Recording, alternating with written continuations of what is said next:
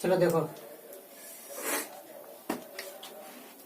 हम लोग रासायनिक अभिक्रिया के जितने भी प्रकार थे सबको खत्म कर लिया, लेकिन फिर भी मेरा जो ये रिडॉक्स अभिक्रिया था यानी ऑक्सीकरण अपकरण अभिक्रिया था, जिसको हम चेन अपचयन अभिक्रिया कह रहे थे, उसको क्या है, वो जो अभिक्रिया हमारे दैनिक जीवन में भी बहुत उपयोग रखता है।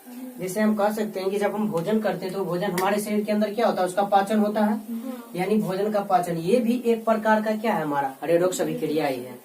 दूसरा, अगर हम बात करते हैं कि जब हम किसी भोजन को बनाते हैं तो ताजा रहता है तो वो ठीक है, उसका जो है, उसका जो ये क्या कहते हैं, गंध होता है या उसका जो स्वाद होता है वो वायु के कण के द्वारा हम लोग तक पहुंचता है, जो क्या है कि हम लोग को बहुत प्रिय लगता है यानी अच्छा लगता है। लेकिन वही जब भोजन कुछ समय के लिए वायु में खुला रख दिया जाता है तो उसका क्या दुर्गंध आने लगता है उस भोजन से, और हम क्या करते हैं, उस भोजन को मतलब वो भोजन हमें अप्रिय लगने लगता है, यानी हम उससे खाना पसंद नहीं करते हैं। तो आखिर क्यों, उससे मतलब जो भोजन हम अभी बनाए हैं उससे अच्छे गंध आ रहे हैं, जिससे हम क्या है कि बहुत अच्छा हमको लग रहा है, लेकिन वही जब थोड़े समय के लिए, कुछ समय के लिए वायु में खुले रह जाते हैं तो उससे क्या दुर्गंध आने लगते हैं, जिससे हम क्या पसंद नहीं करते। तो आखिर इसका रीजन क्या है, उससे दुर्गंध क्यों आने लगती है? तो ये भी हमारा जो है एक प्रकार का क्या है कि भोजन का दुर्गंधित होना भी हमारा रिडॉक्स अभिक्रिया है। अगला हम कहते हैं संक्षारण।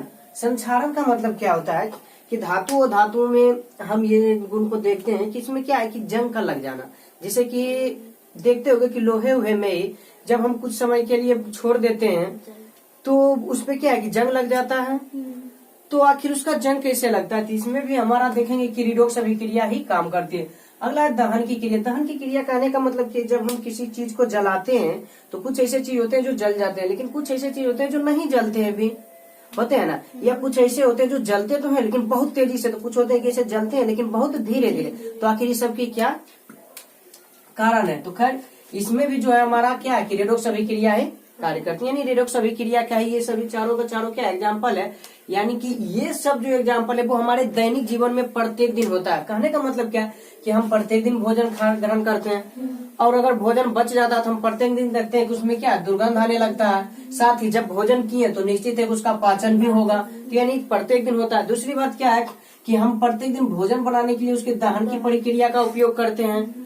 और रही बात ये संक्षारण, तो ये संक्षारण वैसे एक दो दिन में नहीं होता है, लेकिन जब लंबे समय तक रह जाता है यानी तो हम देखते हैं कि इसमें जंग उंग लग जाती है। तो यानी कि संक्षारण भी क्या हमारे दैनिक जीवन में ही होता है। तो हम पहला देखते हैं भोजन का पाचन। तो देखो, हम जो भी भोजन करते हैं, चाहे वो चावल हो, दाल हो, मीट हो, मछली हो, यानी कि कुछ भी हो, जिसे कि हम ब्रेड व्रेड कुछ भी करते हैं तो उसमें मुख्य रूप से कार्बोहाइड्रेट उपस्थित रहता है। मुख्य रूप से क्या रहता है? कार्बोहाइड्रेट। कार्बोहाइड्रेट कहने का मतलब क्या, स्टार्च है यानी पॉलीसेकेराइड है, ठीक ना। अब यही पॉलीसेकेराइड क्या है कि ग्लूकोज के रूप में टूट जाती है, हमारे जब शरीर के अंदर जाती है तो वो ग्लूकोज के रूप में टूट जाती है। और यही ग्लूकोज फिर, क्योंकि हम जब देखो, हम जीवित रहने के लिए हमें ऑक्सीजन की आवश्यकता होती है, और ऑक्सीजन हमें वायु से उपलब्ध होता है, लेकिन इसका मतलब ये नहीं कि वायु में केवल ऑक्सीजन ही हो, बहुत सारा रहता है। तो हम इस वायु से केवल ऑक्सीजन ग्रहण करते हैं, और ये ऑक्सीजन हमारे कहाँ जा रहा है? कोशिका में जा रहा है। और देखो, ये ऑक्सीजन चूंकि कोशिका में जा चुका है यानी हमारे शरीर के अंदर गया है, और जो हम भोजन ग्रहण किए थे वो टूटकर जो ग्लूकोज बना वो भी हमारे शरीर के अंदर ही है। तो ये जो ग्लूकोज बना है और जो ऑक्सीजन गया है, दोनों आपस में अभिक्रिया कर लेते हैं। दोनों आपस में क्या करते हैं? अभिक्रिया कर लेते हैं। और अभिक्रिया करने के पश्चात क्या होता है? कार्बन डाइऑक्साइड में बदल जाता है, साथ में जल बन जाता है और ये ऊर्जा बन जाता है। जिसमें से कि देखो, हम जब श्वास लिए तो उसमें केवल ऑक्सीजन ले रहे हैं, लेकिन फिर कार्बोहाइड्रेट बाहर किसे छोड़ रहे हैं? तो यही जो हम भोजन ग्रहण किए वो ग्लूकोज बना, और ये ऑक्सीजन से अभिक्रिया करके क्या बन गया? Carbon dioxide. और यही कार्बन डाइऑक्साइड फिर क्या है? बाहर छोड़ते हैं। और यही जो बाहर छोड़ते हैं उसे कौन ग्रहण करता है? पेड़ पौधे। और पेड़ पौधे फिर क्या करता है? उससे भोजन और बनाता है। फिर वो किसको छोड़ देता है? जिस तरह हम ऑक्सीजन लेके कार्बन डाइऑक्साइड छोड़े, उसी तरह वो कार्बन डाइऑक्साइड लेकर के क्या छोड़ता है? ऑक्सीजन, जो हम ग्रहण करते हैं। अब तो ये तो हम छोड़ देते हैं। अब रही बात जल, तो जल को देखोगे कि जब गर्मियों के मौसम में कोई ज्यादा कार्य करता है तो पसीने के रूप में निकलता है त्वचा से, या फिर हम इसे पेशाब के द्वारा बाहर करते हैं। साथ ही ये जो हमारी ऊर्जा है, हाँ एक चीज ये भी कि जल जरूरी नहीं किसी के द्वारा, जल हम ऊपर से भी ग्रहण करते हैं पाचन के लिए। और ये जो हमारी ऊर्जा है, इस ऊर्जा के द्वारा हम क्या करते हैं? कोई भी कार्य करते हैं, या फिर देखोगे कि ठंडी के मौसम में इतना ठंड रहता है फिर भी हमारा शरीर सही रहता है, यानी उसका तापमान क्या बना हुआ है। या गर्मी का मौसम में बहुत गर्मी है फिर भी हमारा तापमान, तो ये किस पे निर्भर करती है, इसी ऊर्जा पे। यानी ये ऊर्जा जो हमारे शरीर का जो तापमान होता है उसे क्या करता है, नियंत्रण करता है। कब अधिक उष्मा चाहिए, कब कितना, मतलब इसे वो नियंत्रण करता है। साथ ही हम कार्य करते हैं, किसी भी कार्य को देखते करते हैं, तो अगर तुरंत भोजन किए तो कार्य करने में मन भी लगता है और साथ में हम कार्य भी ज्यादा करते हैं। लेकिन वही अगर जो 4 घंटा 5 घंटा के बाद हमें क्या थकान जैसा महसूस होने लगता है, तो रियल में वो थकान होती क्या है, वो थकान क्या होता है कि हमारा ऊर्जा क्या होने लगती है, खत्म होने लगती है। यानी हमें पुनः क्या भोजन करने की जरूरत पड़ती है, और जब हम भोजन करते हैं वो फिर से क्या ऑक्सीजन से विक्रिया करके तब फिर ऊर्जा का निर्माण होता है और तब फिर हम कार्य करते हैं। और थकान का एक ये भी रीजन है कि जब हम कार्य करते हैं तो उससे हमारे शरीर के मसल्स पे भी काम होता है, और जिसके कारण क्या है कि मसल्स की जो कोशिकाएं हैं वो क्या होने लगती है, टूटने लगती है, यानी कि मरने लगती है। और तब फिर पुनः उनके रिपेयर के लिए हमें क्या विश्राम करने की आवश्यकता होती है। क्लियर, समझ में एक चीज आया है। तो देखो हमारा भोजन यानी कहने का मतलब हम जो भी ग्रहण करते हैं, जैसे चावल हो गया, दाल हो गया, मीट हो गया, और भी जो भी चीज है, क्योंकि इस भोजन में हम मसाला जो ग्रहण करते हैं वो भी तो भोजन ही है। ऐसे थोड़ी ना कि चावल ऐसा ही बन जाता है, दाल बनाने के लिए, मीट बनाने के लिए, मीठे की बात अगर हम करते हैं जिसमें बहुत सारा मसाला देना पड़ता है, तो ऐसा थोड़ी ना कि केवल मीट खा लेते हैं, मसालों को फेंक देते हैं, मसाला छोड़ते हैं, ऐसा तो नहीं करते हैं। यानी इस मसाला को भी ग्रहण करते हैं तो वो मसाला भी हमारा हुआ। तो इसमें मुख्य रूप से हमारा क्या होता है, कार्बोहाइड्रेट।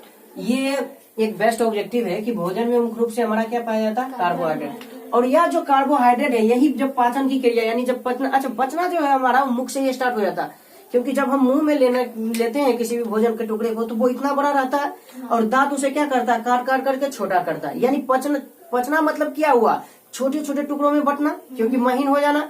तो यानी कि जो बड़ा था वही धीरे धीरे क्या दांत के द्वारा हमारा कटना स्टार्ट किया। यानी भोजन जो है मुख्य रूप से कहाँ से, यहीं से पचना स्टार्ट हो गया। दूसरी बात क्या है कि मुख के जो हमारा स्टार्ट है यहीं पे हमारा लार ग्रंथि से लार निकलती है और भोजन में वो क्या है, मिलती है बढ़िया ढंग से, जिससे कि भोजन का पाचन में और क्या है, फायदा होता है। यानी मुख्य रूप से भोजन का पाचन कहाँ से स्टार्ट हो जाता है, मेरा मुख से, ठीक ना। तो ये भोजन की क्रिया में यह क्या, स्टार्च पॉलीसैकेराइड, क्या है, पॉलीसैकेराइड, यही टूट जाता है। टूट जाने का मतलब क्या, अपघटित हो जाता है, और टूटने के बाद वो किसका निर्माण करता है, ग्लूकोज का।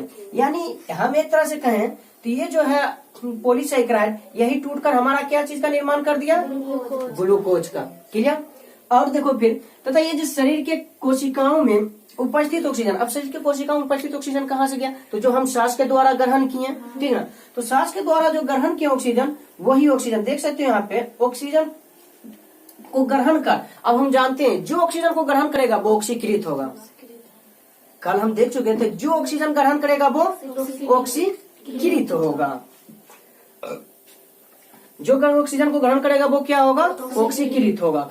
तो ये ऑक्सीजन को ग्रहण कर लेता है, यानी क्या हो जाता है, ऑक्सीकृत हो जाता है। और ऑक्सीकृत होने के पश्चात ये कार्बन डाइऑक्साइड तथा ऊर्जा में क्या है, बदल जाता है। देख सकते हो ये हमारा ग्लूकोज, चूंकि ये ग्लूकोज का क्या है, रासायनिक सूत्र है C6H12O6, यानी C और O की मात्रा समान होती है जबकि H उसका दुगना होता है। उसके बाद ऑक्सीजन से जब ये विक्रिया करके क्या क्या चीज में टूट गया, तो कार्बन डाइऑक्साइड, CO2 और जल, जल कहने का मतलब H2O और हमारा ऊर्जा, जिसमें से हम मुख्य रूप से यहाँ क्या कह रहे हैं कि कार्बन डाइऑक्साइड तथा ऊर्जा में क्या है, बदल जाता है। जिसमें से ये हमारा जो कार्बन डाइऑक्साइड है शोषण की क्रिया के कारण, यानी कि श्वास छोड़ने के कारण हमारे शरीर से कहाँ निकल जाता है, बाहर चला जाता है। या हम इसे इस तरह से कर सकते हैं, श्वसन क्रिया के द्वारा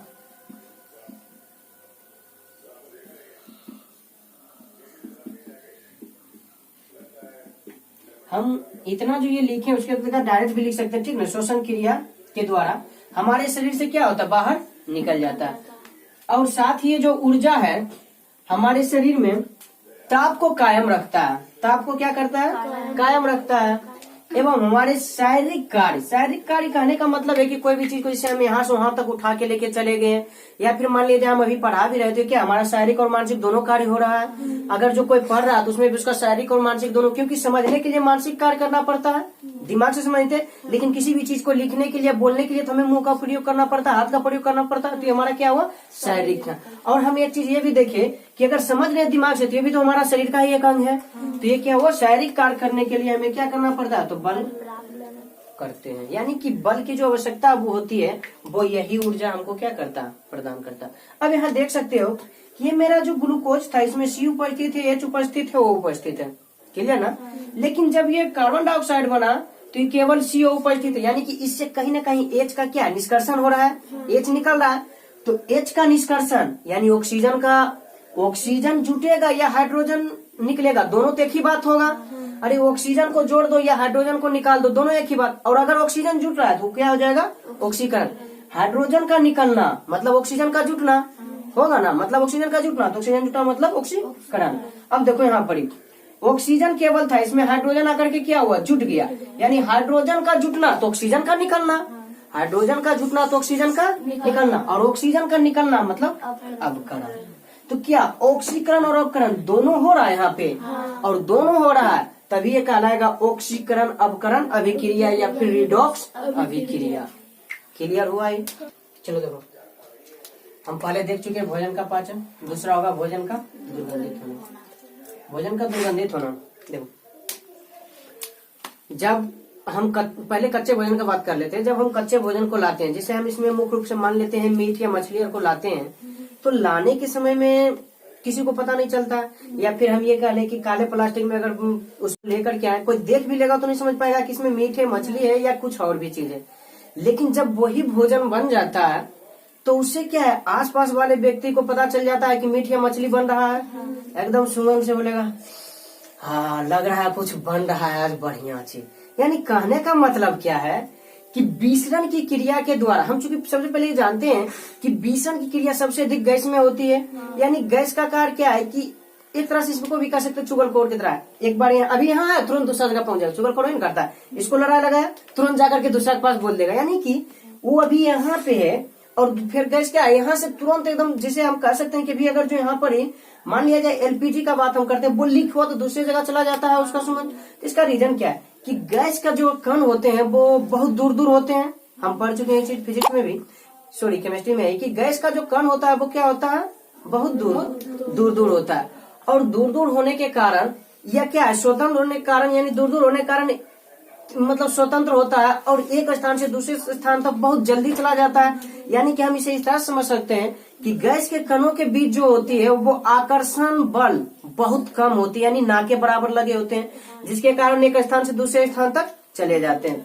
तो यानी विसरण की क्रिया होती है, एक स्थान से दूसरे स्थान तक जाने का मतलब क्या है, विसरण की क्रिया हो रही। तो यहाँ पर हम क्या देखते हैं कि जब हम भोजन को बनाते हैं तो वो क्या होता है, गर्म होता है, और गर्म होने के कारण हम जानते हैं जब किसी वस्तु को गर्म करते हैं तो उससे वाष्प निकलने लगती है। तो गर्म होने के कारण क्या, उसका जो है जो भोजन बना हुआ रहता है वो क्या होता है, वाष्प के द्वारा उसका स्वाद होता है जो गैस में मिलता है, और गैस के कण के कारण क्या टकरा करके एक स्थान से दूसरे स्थान तक चले जाते हैं। तो यही रीजन है कि एक स्थान से दूसरे स्थान तक क्या है कि जो भोजन बनाते हैं वो उसका स्वाद चला जाता है। और जब मीट मछली बनाओगे तो वहाँ देखोगे कुत्ता घर के बाहर इंतजार करेगा, बिल्लियां आ जाएगी, यानी कि उसको भी सुगंध क्या पता चल जाता है कि इस घर में आज बन रहा है मीट मछली, चलो यहाँ पर आज पहरा देते हैं। तो यानी कहने का मतलब कहीं ना कहीं है कि भोजन जो ताजा भोजन जो होता है उसका स्वाद या गंध एक स्थान से दूसरे स्थान चला जाता है, उसका गंध एक स्थान से दूसरे स्थान चला जाता है। जबकि वही कच्चे भोजन की बात करते हैं तो उसका गंध नहीं जाता। तो अब यहाँ देखते हैं कि जो ताजा भोजन होता है उसका साथ में स्वाद और गंध जो होता है वो क्या होता है, हमें प्रिय होते हैं। हमें मतलब मनुष्य को तो छोड़ो, कुत्ता बिल्ली को भी प्रिय होता है, जिसके कारण वो घर के बाहर आकर के चौकीदार बना रहता है। अब अगर हम उसी भोजन को अगर हम लंबे समय तक के लिए वायु में खुला छोड़ देते हैं, अब लंबे समय तक का मतलब ही नहीं कि 5-6 दिन तक, नहीं, अगर सुबह हम बनाए शाम तक हम उसको क्या किए, वायु में खुला छोड़ दिए, तो हम जानते हैं कि जो हमारा भोजन होता है वो मुख्य रूप से कार्बोहाइड्रेट होता है। यानी उसमें जो है वसा और तेल उपस्थित होता है। तो ये वसा और तेल जो है ये क्या करता है, वसा और तेल का आने का मतलब क्या है कि देखोगे कि भोजन जब हम देखते हैं खांसी उसी करते हैं तो उसमें बहुत सारा ऐसा पदार्थ होता है जिसको छूने पर तेल जैसा लगता है हाथ में। तो यानी वसा और तेल, वसा का मतलब क्या, देखोगे जिस भी व्यक्ति में ज्यादा वसा रहेगा वो पूरा एकदम लेधकरू महाराज, मतलब पूरा उसका लेधा निकला हुआ रहता है, ठीक ना, वसा के कारण ही वो होता है, ठीक। तो यानी जिसमें वसा और तेल अधिक होता है, तो वसा और तेल क्या होता है कि ऑक्सीजन के साथ क्या करता है, अभिक्रिया करके ऑक्सीकृत हो जाता है, ठीक ना। तो वसा और तेल जब ऑक्सीजन से अभिक्रिया कर लेता है तो उससे दुर्गंध जो है आने लगते हैं। उससे क्या आने लगते हैं? दुर्गंध। और जिस भोजन से भी दुर्गंध आने लगते हैं उसी को हम क्या बोलते हैं? बासी भोजन। और उस भोजन को हम खाना पसंद नहीं करते हैं। देखो, तब जब भोजन को लंबे समय तक वायु में खुला छोड़ दिया जाता है, यानी वायु में खुला छोड़ देने का मतलब क्या है? ऐसा ही छोड़ देते हैं, ठीक ना, किसी पात्र में रख दिए लेकिन हम उसको ढके बढ़िया ढंग से ढके नहीं, तो उसी को हम बोलते हैं वायु में खुला छोड़ देना। क्योंकि हर जगह तो वायु है, अगर खुला छूट गया तो वायु में खुला छूट गया। तब उसमें उपस्थित वसा और तेल, इसमें उपस्थित वसा और तेल ऑक्सीजन द्वारा ऑक्सीकृत हो जाता है। ऑक्सीजन द्वारा ऑक्सीकृत हो, इसका मतलब ऑक्सीजन का ऑक्सीकृत जब भी होगा जब ऑक्सीजन का ग्रहण करेगा। ऑक्सीजन का ग्रहण करता है यानी कि उससे रिएक्शन कर जाता है। ग्रहण करने का मतलब यहाँ क्या है? रिएक्शन कर जाता है, तो यानी ऑक्सीकृत हो जाता है। और ऑक्सीकृत होने के कारण वो क्या होने लगता है? दुर्गंधित होने लगता है, यानी उससे क्या है? दूषित होने लगता है, यानी कि उससे दुर्गंध आने लगती है, जिसको हम ठेठी भाषा में कहते हैं महक रहा है, मतलब खाना महक रहा है, यानी इस तरह, ठीक ना लगता है, जिससे कि और इसी को हम क्या कहते हैं? बासी भोजन, यानी स्टेल फूड हम इसी को कहते हैं। अब देखो, इसी यानी बासी भोजन जो होता है, क्योंकि उससे क्या दुर्गंध आने लगते थे, किसी को भी दुर्गंध तो पसंद नहीं आता, तो यानी उसका गंध और स्वाद जो होता है वो क्या होता है? अप्रिय। जो गंध आती है वो क्या है? एकदम पूरा अप्रिय। और जो खाते भी है तो जो लगता है उसके कारण क्या है? वो प्रिय होने लगता है। और ताजा भोजन की अगर बात करें तो वो तो दूर से ही यमी लगता है, तो जब यानी कि उसका गंध तो दूर से ही अच्छा लगता है, और जब खाते हैं तो उसका स्वाद भी क्या होता है? अच्छा लगता है, ठीक ना। इसी को हम इस तरह से भी बोलते हैं, जब कोई चीज बनता है तो नहीं, मतलब अगर बनता है हम इंतजार करते हैं तो कहते हैं पहले जीभ लपलपाट ले, यानी कि पहले से उसको खाने का क्या कर रहे हैं? इंतजार कर रहे हैं। और खाने में स्वाद हमको कैसे पता चलता है? तो देखोगे अपने जीभ पर, ये जो जीभ होता है उसके ऊपर में देखोगे तो इस तरह का कुछ कुछ लगेगा, जिससे खड़ा नियन रेशा टाइप का कुछ कुछ इस तरह से रहता है। इसी को हम बोलते हैं स्वाद कलियां, यानी ये जीभ की जो ऊपरी परत होती है, देख सकते हैं ये जो जीभ है इसके जो ऊपर है ना वही, और उस पे इस तरह से जो होता है यही स्वाद कलियां कहलाते हैं, और इसी कारण हमें स्वाद का पता चलता है। अब देखो, हर चीज का कुछ ना कुछ तोड़ होता है, तो भोजन तो मान लीजिए ऑक्सीजन से ऑक्सीकृत हो रहा है, दुर्गंध आ रहा, तो उसे बचाने का भी क्या है? मेरे पास उपाय है। जैसे कि हम वसा युक्त कहने का मतलब जिस भोजन में वसा रहता है, यानी भोजन में वसा युक्त भोजन में क्या है? सिट्रिक अम्ल और लेसिथिन मिलाकर, जब हम भोजन में वसा युक्त भोजन में सिट्रिक अम्ल और लेसिथिन मिला देते हैं तो उससे क्या होता है कि ऑक्सीकरण जो होता है वो धीरे धीरे होता है, यानी ऑक्सीकरण की क्रिया क्या होती है? रुक जाती है। अब देखो, मेरा प्रश्न ये उठता है कि सिट्रिक अम्ल कहाँ उपस्थित होता है? तो संतरा खाए हो, नींबू खाई है, वही जो उसका रस होता है ना, उसी रस में सिट्रिक अम्ल मिला रहता है। यानी कहने का मतलब नींबू और संतरा में क्या होता है? सिट्रिक अम्ल रहता है।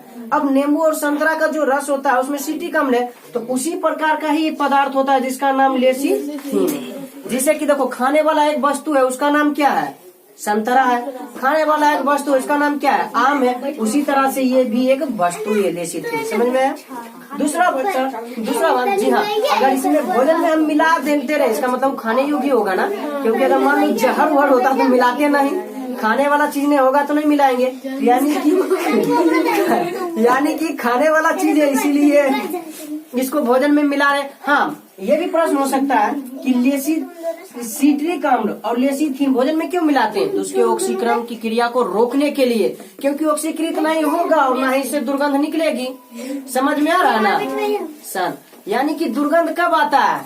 जब ऑक्सीकृत होती, यानी भोजन ऑक्सीजन से क्या करता है? विक्रिया करता है, उसे ग्रहण करता है, तभी होता है। समझ में आया? हो सकता है कि भोजन दुर्गंधित कब होता है? तो हम बोल सकते हैं कि जब वो ऑक्सीकृत होती है तब। क्लियर ना? यानी लंबे, और ऑक्सीकृत कैसे होगा?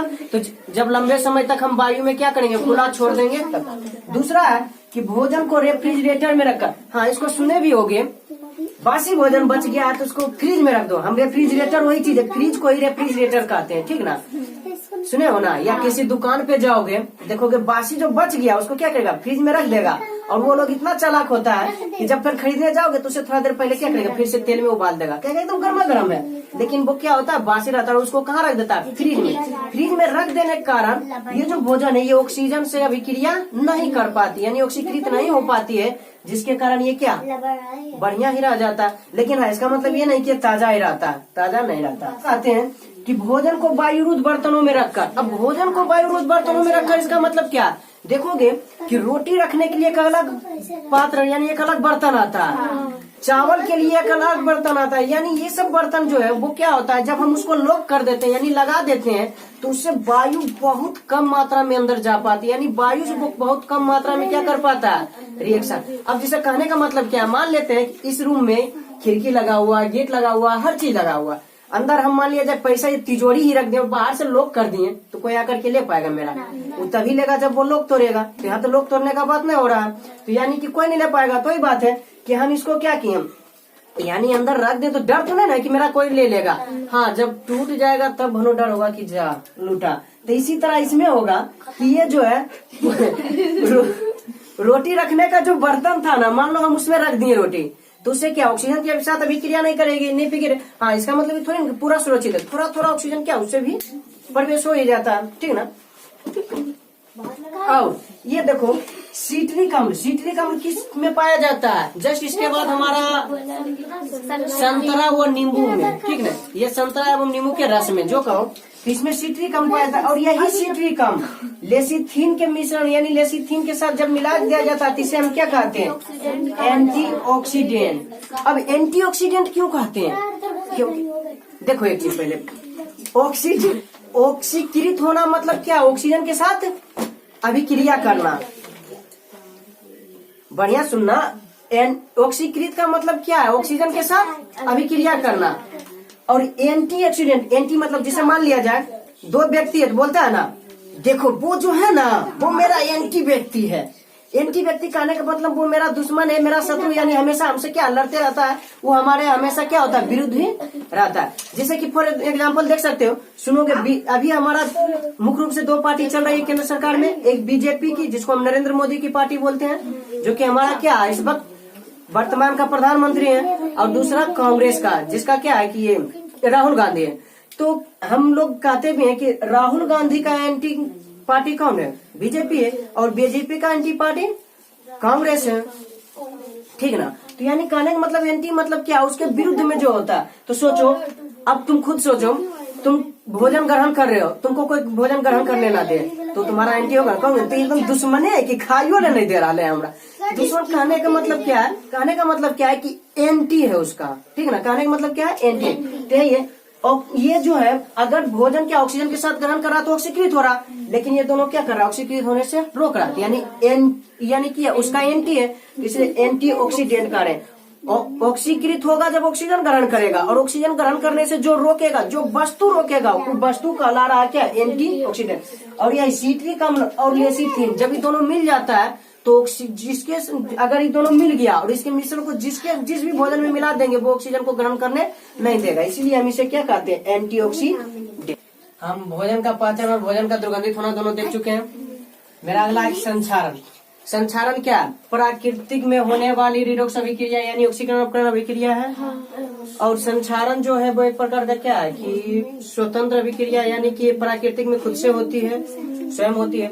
क्योंकि किसी धातु पे जंग का लग जाना, हम लगाते तो नहीं लेकिन वो खुद लग जाता है, खुद से रिएक्शन कर लेता है, जिसका गुण क्या, धातु तथा धातु में पाया जाता है। कहने का मतलब क्या, ये जो जंग का लगना नहीं लग रहा है केवल धातु या धातु में ही होता है। अब अगला है दहन का क्रिया। दहन मतलब क्या है, किसी वस्तु का जलाना, किसी वस्तु का जलाना ही दहन होता है। जैसे हम बात करते हैं लकड़ी का, कोयला का, केरोसिन तेल का, एलपीजी का, इसका फुल फॉर्म होता है liquid petroleum gas. Liquid petroleum gas यानी लिक्विड मतलब द्रव होता है, द्रवित पेट्रोलियम गैस, ठीक ना, का जलना अर्थात जलावन। ये सभी के सभी क्या है, मेरा जलावन है। जैसे लकड़ी का बात करें, कोयला, केरोसिन तेल, द्रवित पेट्रोलियम गैस जो भी हो, गोईठा हमारी सबके सब क्या है, एक प्रकार का जलावन है। और जलावन यानी दहन क्रिया, यानी जलाने के लिए क्या दहन क्रिया के रूप में उपयोग करते हैं, यानी जलाने में उपयोग करते हैं। और जलावन के जलने में जो है ऑक्सीकरण अपकरण की अभिक्रिया की घटना होती है, यानी रिडक्शन अभिक्रिया। क्योंकि हम जानते हैं किसी वस्तु को जलाने के लिए ऑक्सीजन की जरूरत पड़ती, यानी कि ऑक्सीजन से अभिक्रिया करेगा तो ऑक्सीजन का जुटना या हाइड्रोजन का हटना ऑक्सीकरण है। साथ में ऑक्सीजन का हटना या हाइड्रोजन का जुटना अपकरण अभिक्रिया। और हम जानते हैं कि जहाँ ऑक्सीकरण हो रहा है वहाँ अपकरण खुद पे खुद होगा, क्योंकि रिडॉक्स अभिक्रिया है और ऑक्सीकरण अपकरण हमेशा साथ साथ होती है। तो ऑक्सीजन जलाने के लिए ऑक्सीजन की आवश्यकता पड़ती है, तो ऑक्सीकरण अभिक्रिया ऑक्सीकरण होगा तो जरूर अपकरण वहाँ भी होगा, और ये भी एक प्रकार का क्या होगा, रिडॉक्स अभिक्रिया होगा, यानी ऑक्सीकरण अपकरण अभिक्रिया होगा। तो रासायनिक अभिक्रियाओं के जितने भी प्रकार थे आज हमारा क्या है सब खत्म हो गया है। आगे अब हम दहन देखेंगे।